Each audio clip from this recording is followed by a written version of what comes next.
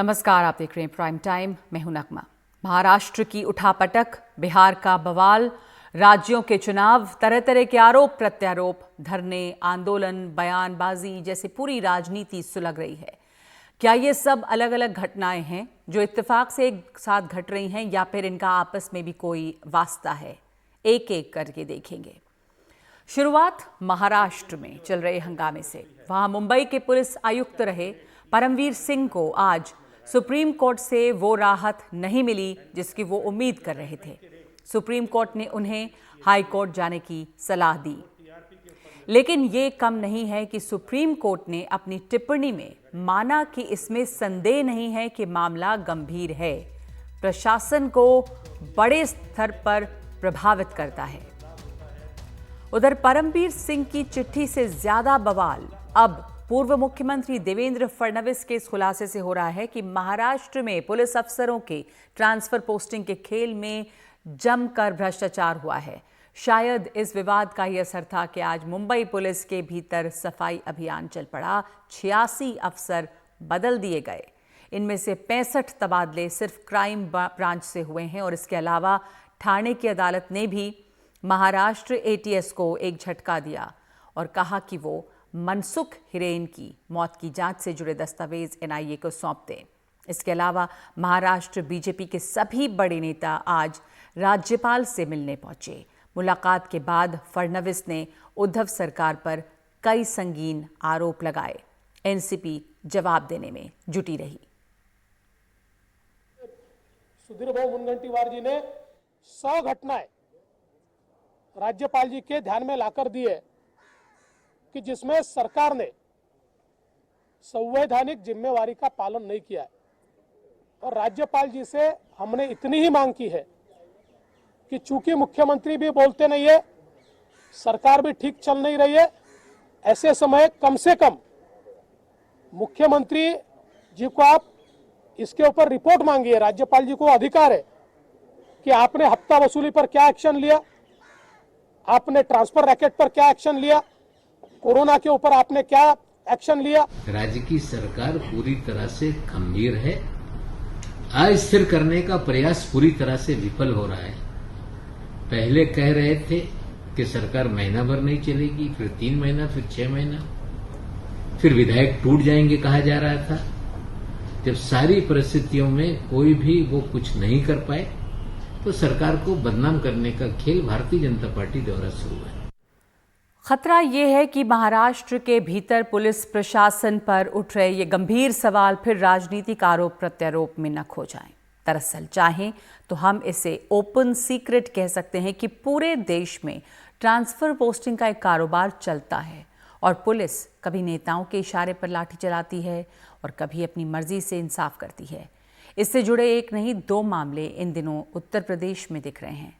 UP के एटा में एक ढाबा संचालक के भाई ने बताया कि पुलिस वालों ने मुफ्त खाना न खिलाने की सजा ये दी कि ढाबा मालिक के साथ फर्जी मुठभेड़ दिखा दी। यही नहीं, 10 लोग पर गांजे और अवैध शराब की तस्करी का मुकदमा भी जड़ दिया गया। ढाबा मालिक को 1 महीना जेल में गुजारना पड़ा।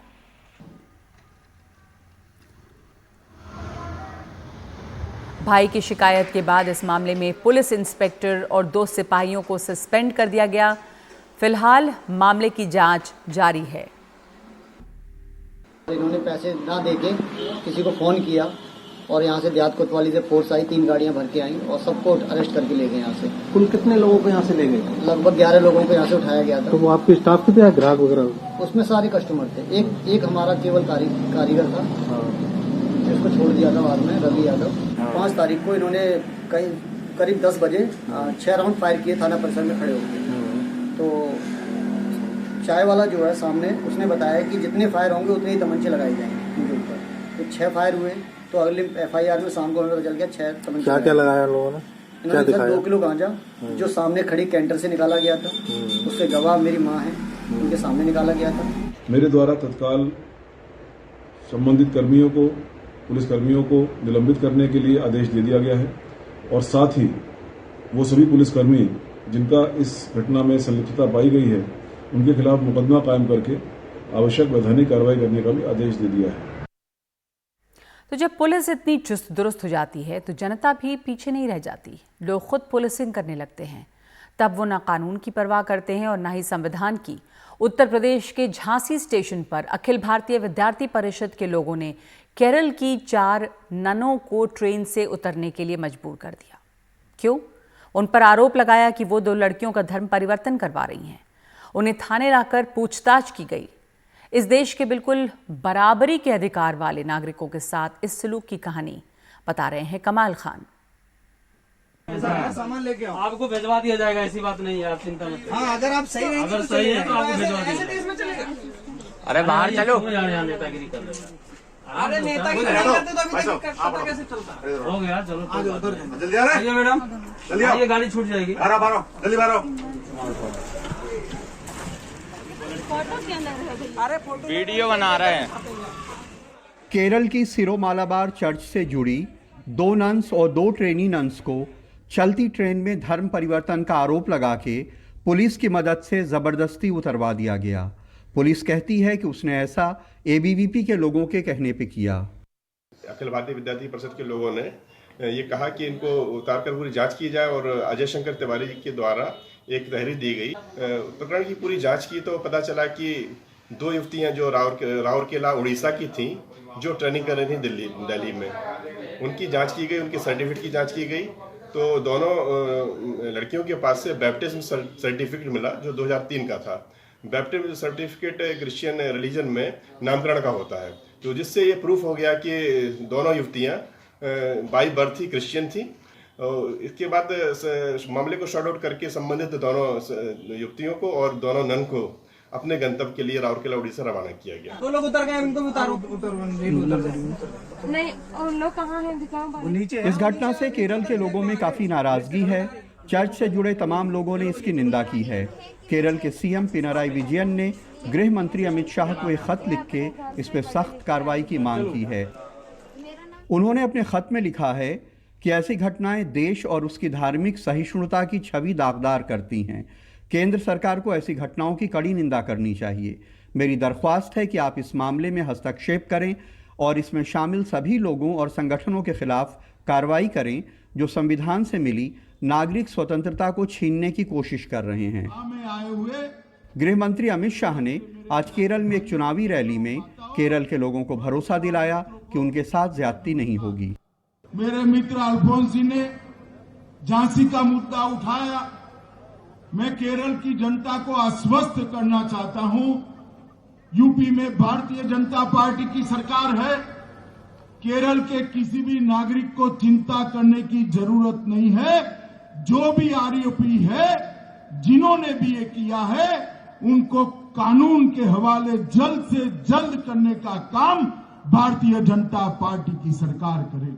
केरल की नर्सों के साथ भी इस घटना पे गृह मंत्री का फौरन रिएक्शन आ गया, क्योंकि केरल में चुनाव भी हो रहे हैं और वो वहाँ गए हुए थे। वरना ऐसी बहुत सारी घटनाओं के तमाम आरोप रोज लगते रहते हैं उत्तर प्रदेश में। झांसी में विनोद गौतम और लखनऊ में कैमरामैन राजेश गुप्ता के साथ कमाल खान, एनडीटीवी इंडिया। ये वो लोग हैं जो नारियों को देवी बताते हैं, न नारी का मतलब समझते हैं न देवी का। इसके उदाहरण भी जैसे हर रोज़ और हर जगह मिल जाते हैं। एक उदाहरण बंगाल में मिला है। वहाँ बीजेपी के प्रदेश अध्यक्ष दिलीप घोष ने ममता बनर्जी के खिलाफ कल ही एक बेहद अभद्र टिप्पणी की। कहा कि ममता बनर्जी हर जगह जाकर अपने पाँव का प्लास्टर दिखाती हैं। ऐसा है तो फिर वो साड़ी क्यों पहनती हैं, बरमूडा क्यों नहीं पहनती? প্লাস্টার কাটা হয়ে গেল, ফের ব্যান্ডেজ বাঁধা হয়ে গেছে আর পা তুলে তুলে সবাইকে দেখাচ্ছেন। শাড়ি পরে আছেন, একটা পা ঢাকা একটা খোলা, এরকম শাড়ি পরতে দেখিনি। যদি পাটা বার করে রাখবেন শাড়ি কেন বারমুড়া পরতে পারেন, তাহলে পরিষ্কার দেখা যায়। কত নাটক দেখবো আর। साड़ी क्यों पहनती हैं, बरमूडा क्यों नहीं पहनती, दिलीप घोष कह रहे हैं और लोग तालियां बजा रहे हैं। इसमें शक नहीं कि ममता बनर्जी की अपनी नाटकीयता है। ये आरोप भी लगा कि उन्होंने पांव की चोट पर भी राजनीति करने की कोशिश की। इसे विरोधियों द्वारा हमले की कोशिश बताया। लेकिन क्या आप एक मुख्यमंत्री के विरुद्ध ऐसी हल्की टिप्पणी करेंगे? टीएमसी नेता महुआ मोइत्रा ने दिलीप घोष को तीखा जवाब दिया है। उन्होंने ट्वीट किया है कि पश्चिम बंगाल बीजेपी के अध्यक्ष ने भरी सभा में कहा कि ममता जी साड़ी क्यों पहनती हैं, उन्हें बरमूडा पहनना चाहिए जिससे वो अपने पैरों को बेहतर तरीके से दिखा सकें। ऐसी विकृत मानसिकता रखने वाले बंदरों को लगता है कि वो बंगाल को जीतने जा रहे हैं। बंगाल से आते हैं बिहार की तरफ, क्योंकि बिहार वो जगह है जहां जैसी सारी अराजकताएं अपने शिखर पर दिखती हैं। 2 दिन पहले ही बिहार दिवस मनाया गया, लेकिन कल और आज बिहार विधानसभा में जो नज़ारे दिखे वो हैरान नहीं उदास करने वाले थे। ये नज़ारे हैं बिहार विधानसभा के। मार पीट, विधायकों के साथ खींचातानी, इस दावे पर सवाल उठाने वाले कि बिहार में लोकतंत्र का इतिहास सदियों पुराना है। वहां विधायकों को पीटा गया, महिलाओं को भी बख्शा नहीं गया। विधानसभा के भीतर यह हंगामा चलता रहा। पुलिस विधायकों को खींच कर बाहर निकालती रही। आज वहां के विपक्षी विधायकों ने विरोध में सदन के बाहर धरना दिया। बाहर ही वो अपनी मॉक विधानसभा चलाते रहे। विपक्षी विधायकों को लात घूसे, महिलाओं का जिस प्रकार से नीतीश कुमार जी ने चीर हरण कराने का काम किया, बाल पकड़ के खिंचवाना, साड़ी निकलवाना, विधायकों को नीतीश कुमार जी के इशारे पर लात घूसे, मां बहन की गालियां देकर के जिस प्रकार से पुलिस वालों ने जूतों से मारने का काम किया, कितनी भी निंदा की जाए वो कम है। पूरा देश जो है नीतीश कुमार जी पर थू-थू कर रहा है। पूरा देश नीतीश कुमार से सवाल पूछ रहा है और नीतीश कुमार जी पूरी तरीके से नैतिकता और शर्म को बेच खाए। लेकिन नीतीश कुमार काफी तमतमाए नजर आए। उन्होंने उल्टा आरोप लगाया कि विपक्ष के लोगों ने कोई रास्ता नहीं छोड़ा था। सबको मालूम नहीं है कि क्या कर रहे हो, है? और यहाँ के लोग शांति से बैठे हैं। आप लोग जो अटैक करते हो, इधर के लोग अटैक करते हैं, इधर के लोग सुन लेते हैं। इस तरह का कांग्रेस के लोग भी परंपरा का और पूरा का पूरा एनडीए के तमाम लोग बैठे रहे हैं। आप लोग बात कर रहे हैं, अंदर बैठिए, आप लोग बैठिए, बताना चाहिए किसी भी चीज को। तो ये तेवर क्या बताते हैं? क्या नीतीश कुमार पर नेतृत्व की झल्लाहट हावी हो रही है? क्या बिहार में लोकतंत्र के लिए उम्मीद बाकी है? क्या बिहार रास्ते पर आएगा और रास्ता दिखाएगा, या सारा मामला जेडीयू बनाम आरजेडी का होकर रह जाएगा? हमारे साथ 2 खास मेहमान हैं। बिहार की राजनीति को लंबे समय से देख रहे आरजेडी के वरिष्ठ नेता शिवानंद तिवारी और जेडीयू के प्रवक्ता अभिषेक झा। शिवानंद जी, आपसे शुरू करना चाहते हैं। आपने सुना अभी नीतीश कुमार को बहुत झल्लाहट, बहुत गुस्सा, पर ये पहली बार नहीं है। इधर अक्सर वो बहुत गुस्साए हुए नजर आते हैं, बड़े झुंझलाए हुए नजर आते हैं। पर जो बात वो कह रहे थे कि आपने क्या रास्ता छोड़ा था, जब इस तरह हंगामा होगा, जब स्पीकर को बंधक एक तरह से बना लिया जाएगा और जब संवैधानिक प्रोटेस्ट का जो जरिया वो छोड़ा जाएगा, तो क्या चारा बनता है? उधर के लोग हमला करते हैं, ये उनका आरोप है।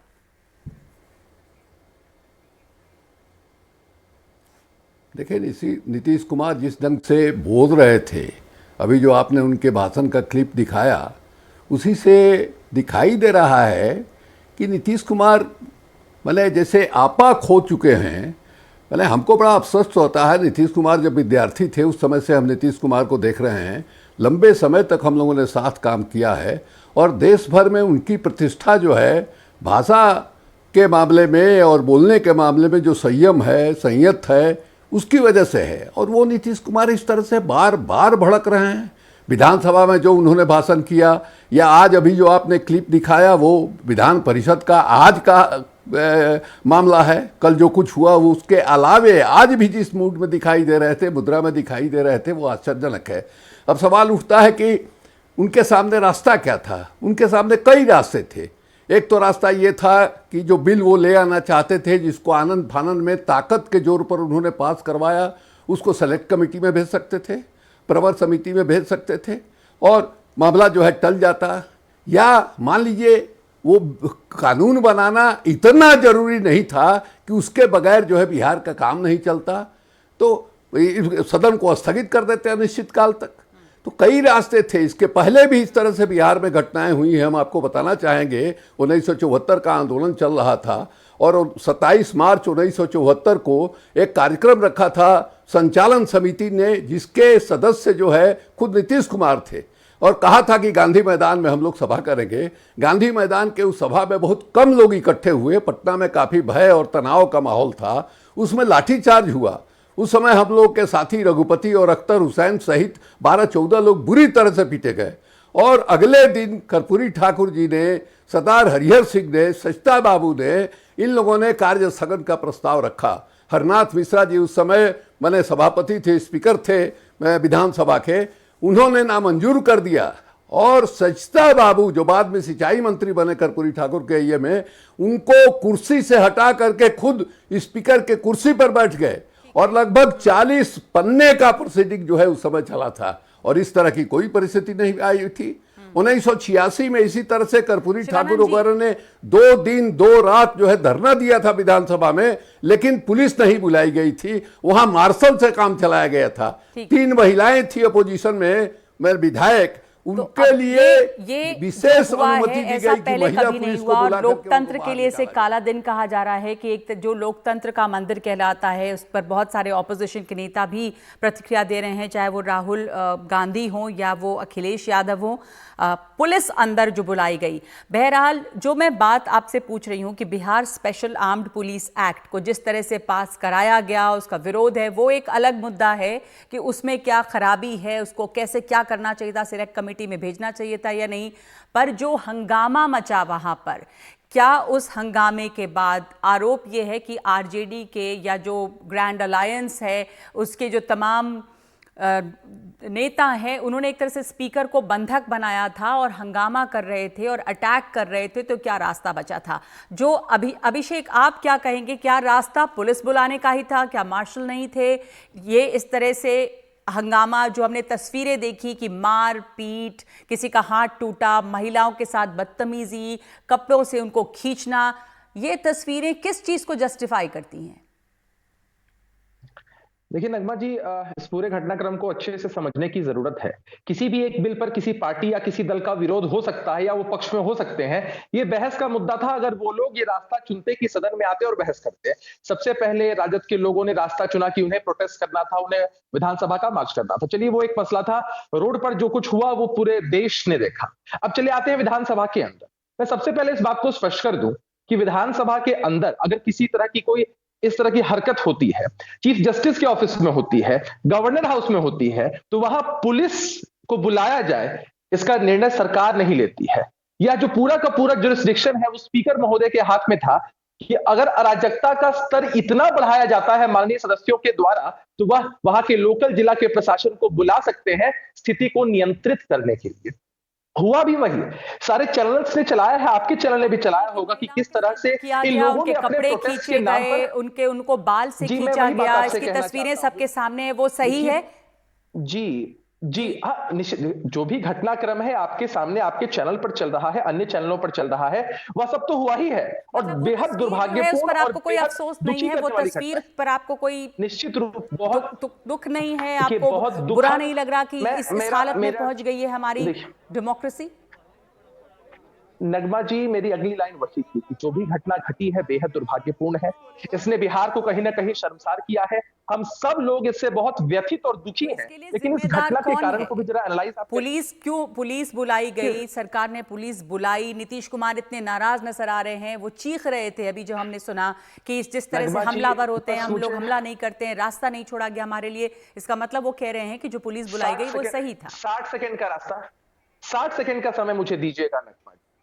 हमारे आदरणीय मुख्यमंत्री नीतीश कुमार जी ने आज प्रेस के लोगों से बातचीत करते हुए इस बात को स्पष्ट किया कि विधानसभा के अंदर पुलिस को जो बुलाना था वह सरकार के मर्जी से नहीं होता है, वो स्पीकर का जुरिस्डिक्शन है, स्पेशल जुरिस्डिक्शन है, तो सरकार का इसमें कोई रोल नहीं था। सबसे पहली और सबसे स्पष्ट बात। और दूसरी बात की जिस तरह की घटना घटी, हम सब लोग उसके लिए बेहद दुखी हैं, हम सब लोग इसकी कड़े शब्दों में निंदा करते हैं। और तीसरी सबसे इंपॉर्टेंट बात कि नीतीश कुमार जी जब भी अपनी बात को कह रहे होते हैं तो विपक्षी पार्टी के विधायकों या विधान पार्षदों को आप देखें तो खड़े होकर उनको इंटरप्ट करने की कोशिश करते हैं, लेकिन इन सब के बावजूद नीतीश कुमार जी ने कभी भी किसी भी अमर्यादित भाषा का इस्तेमाल नहीं किया। आज तेजस्वी यादव जी ने मीडिया के लोगों से बात करते हुए मान रहे हैं कि नीतीश जी पहले बहुत संयमित बयान देते थे, लेकिन आजकल वो अक्सर झुंझलाए हुए नजर आते हैं। लगता है कि जैसे झुंझलाहट सी है। अमर्यादित भाषा। नीतीश कुमार ने एक बात कही कि बहुत सारे लोग ऐसे थे, लेजिस्लेटर्स जो थे, बहुत सारे ऐसे थे विधायक जिनको पार्लियामेंट्री बिहेवियर, जो पार्लियामेंट्री जो मर्यादा होती है, जिस तरह से जो अनुशासन है, उसमें ट्रेनिंग की जरूरत है। जैसा हंगामा मचा रहे थे अंदर भी लोग। शिवानंद जी, मैं ये कह रहा था नगमा जी, आपने जो दृश्य देखा, पुलिस वाले जूता से विधायक को पीट रहे हैं। मैंने एक अफसर जो है, मैंने आपके यहाँ जो क्लिप दिखाया गया, मुक्का से मारते हुए लेके जा रहा है। हम ये कह रहे थे कि सरकार के पास पर्याप्त पुलिस बल था, वो मैंने पर्याप्त पुलिस को बुला करके एक एक आदमी को टंगवा करके बाहर जो है मैदान में छोड़ा सकते थे, लेकिन जिस ढंग से उनको निकाला गया, जिस ढंग से उस महिला को खींचा गया, साड़ी खींची गई, लोगों के मैंने ये एक महिला विधायक के हाथ में उनको डॉक्टर ने लगाया, ये क्या नाम है, पट्टी, इस तरह की स्थिति जो है पैदा हुई। कहीं भी मैंने स्पीकर के बारे में जो कहा जा रहा है, स्पीकर के चेंबर के सामने विधायकों ने धरना दिया था, और ये कहना कि स्पीकर ने बुलाया, ये बिल्कुल गलत बात है। नीतीश कुमार के मर्जी के बगैर विधानसभा में एक पत्ता नहीं खड़क सकता है। और लोग बात करते हैं स्पीकर का क्या मजाल है भाई? स्पीकर की हैसियत क्या है नीतीश कुमार के सामने? कोई बोलने वाला है? कैबिनेट के मीटिंग में वो बिल जो है, बिल का प्रारूप रखा गया, अंतिम समय में रखा गया। जो वहां ब्यूरोक्रेट लोग थे, उन लोगों को भी पता नहीं चला कि उस बिल में क्या प्रावधान है। हमको लोगों ने बताया, नीतीश कुमार के कैबिनेट के एक सदस्य ने हमको बताया कि अंतिम समय में रखा गया। हम लोगों को पता भी नहीं चला कि उसमें क्या लिखा है, क्या नहीं लिखा है। ये स्थिति रही है, और आज तक इस देश में किसी भी विधानसभा में ऐसा नहीं हुआ। और आज के दिन भी जिस तरह से बोल रहे थे नीतीश कुमार, वो मर्यादा की भाषा है, वो संयम की भाषा है, वो धमकी के भाषा में जिस तरह से एक मवाली जो है सड़क पर खड़ा होकर के, दादा जो है सड़क पर खड़ा होकर के लोगों को धमकाता है, उस भाषा में, और वो जो उनके चेहरे का भाव था, विकृत चेहरा नजर आ रहा था, हमको तकलीफ हो रही थी। यही आदमी एक समय जो है हमारा दोस्त था, जिसके साथ सब तरफ से बर्ताव, भाषा हो, मारपीट हो, ये तमाम चीजें जो नजर आई, वो लोकतंत्र को बहुत शर्मसार करती हैं। उस पर जितना अफसोस किया जाए वो कम है, वो बहुत दुखद है। धन्यवाद आपका शिवानंद तिवारी और अभिषेक झा हमारे साथ प्राइम टाइम में शामिल होने के लिए। और एक ब्रेक ले रहे हैं हम प्राइम टाइम में, लौटते हैं देर में।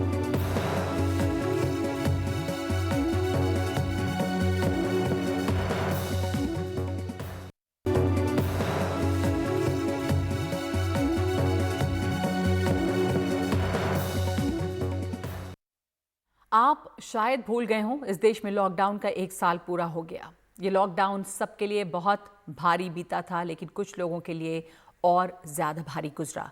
कल हमने आपको दिखाया था कि सड़कों पर भटकते मजदूर आज भी बेहाल हैं, और आज दिखा रहे हैं कि उद्योग धंधों का क्या हाल है। हज़ारों इकाइयां बंद हैं, लाखों कामगार बेरोजगार हो चुके हैं। नोएडा से हमारे सहयोगी सौरभ शुक्ला की ये रिपोर्ट।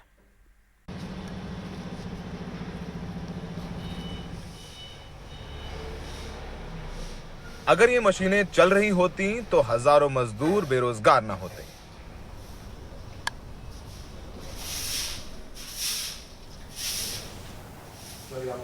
सुशील सूद नोएडा में पेपर बॉक्स बनाने की अपनी बंद फैक्ट्री दिखा रहे हैं।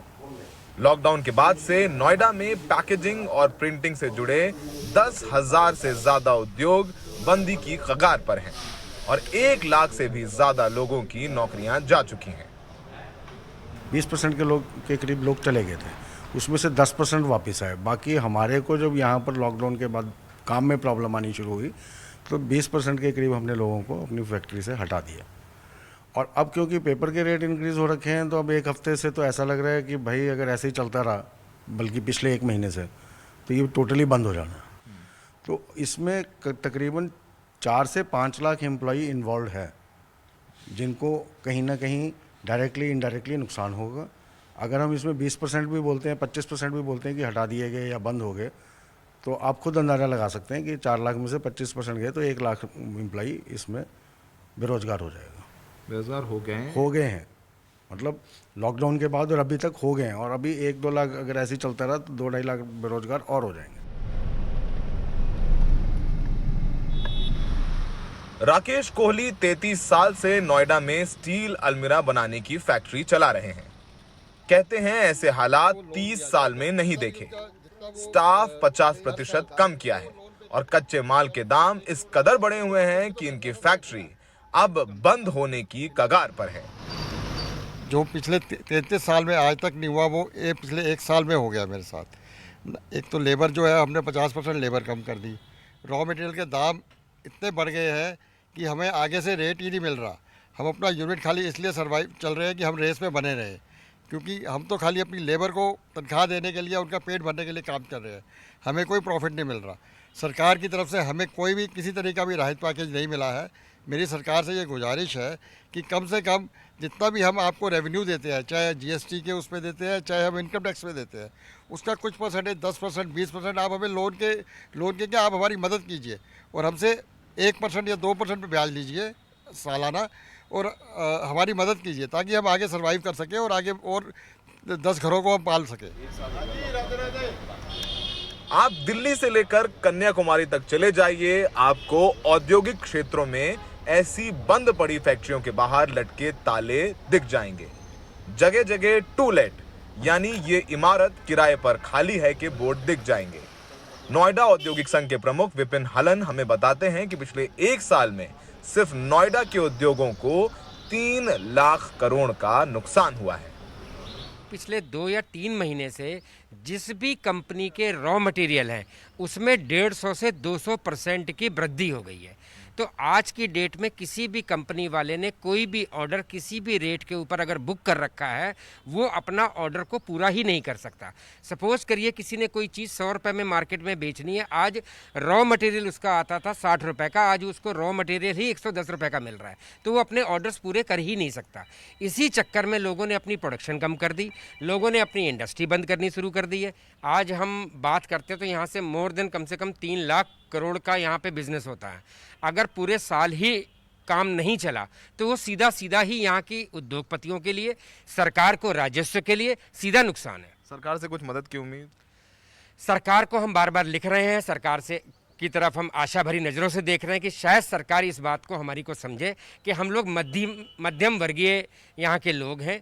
यहाँ की इंडस्ट्री तभी चल सकती है कि जब तक यहाँ के रॉ मटेरियल के ऊपर सरकार का अपना कोई कंट्रोल नहीं आएगा। सोचिए, इन बंद पड़ी फैक्ट्रियों में काम करने वाले लाखों बेरोजगार सड़कों पर भटक रहे हैं। कोरोना की तो वैक्सीन सरकार लगवा रही है, पर इन उद्योगों को भी सरकार की वैक्सीन की जरूरत है। इन्हें राहत पैकेज के लिए लोन नहीं बल्कि सब्सिडी की जरूरत है। लॉकडाउन के 1 साल बाद इन तमाम इंडस्ट्रियल एरियाज के हाल देखिए, आपको सड़कों पर सन्नाटा नजर आएगा, ऐसे बंद फैक्ट्रियां, मिलें नजर आएंगी और मायूस चेहरे भी। जाहिर सी बात है कि पिछले 1 साल में अगर उद्योग बंद हुए, सरकार को भी नुकसान हुआ, टैक्स के रूप में मजदूरों की नौकरियां गईं और अब तमाम मिल मालिक जो बैंकों का उधार है, लोन लिया इन्होंने अपनी इंडस्ट्रीज के लिए, उसको चुकाने के लिए अपनी ऐसी ज़मीनें बेच रहे हैं और अब यहाँ तक कि किराए पे देने के लिए नंबर डाल रखे हैं कि कोई इनको किराए पर ले लो तो कम से कम अपनी बैंक की किश्तें ये मिल मालिक या फैक्ट्री के मालिक दे पाएँ। सहयोगी रवि के साथ नोएडा और साहिबाबाद से सौरभ शुक्ला, NDTV इंडिया।